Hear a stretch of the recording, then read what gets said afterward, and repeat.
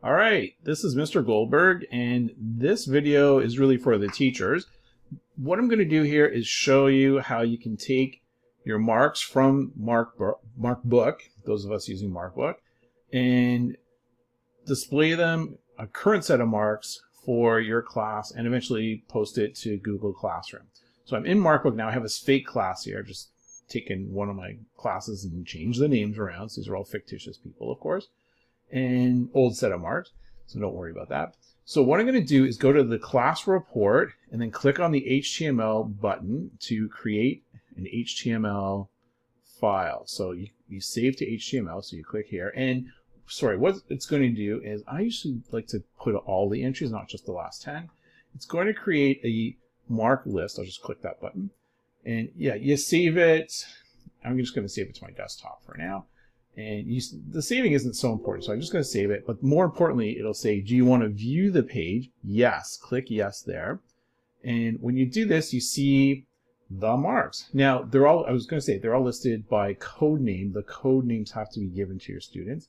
I think it's fine to take the 5 minutes during one class and do this. When we're learning remotely as we are right now, it's maybe a bit tougher, but you can publish them, and they're not on the whole World Wide Web. They are listed just in your Google Classroom, so you need permission again. And even if I used to actually publish these to the web, and that wasn't an issue there. Anyways, click on anywhere on the white space of your browser. So I'm in Chrome now. It doesn't matter which browser. I've used many.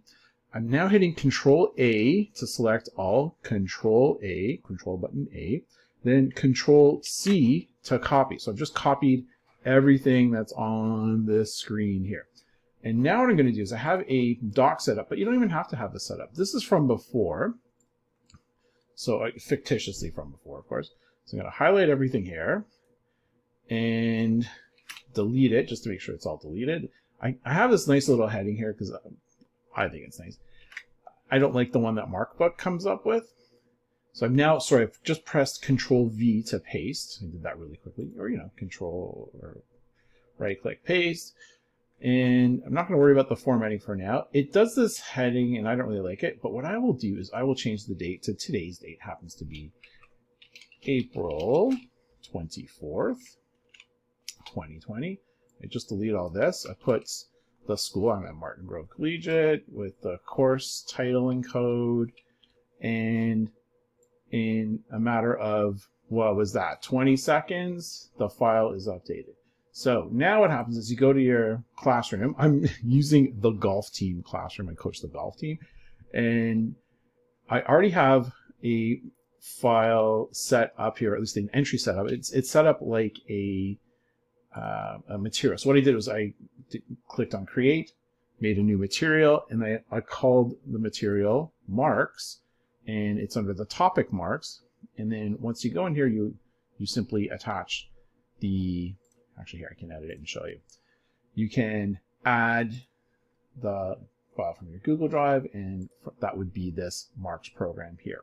Okay, but more importantly, students now have access to this, so they just click on this and they see this, and as soon as I update it, they get an updated version. Lagging a little there. And that's how you publish your marks to every student in your class.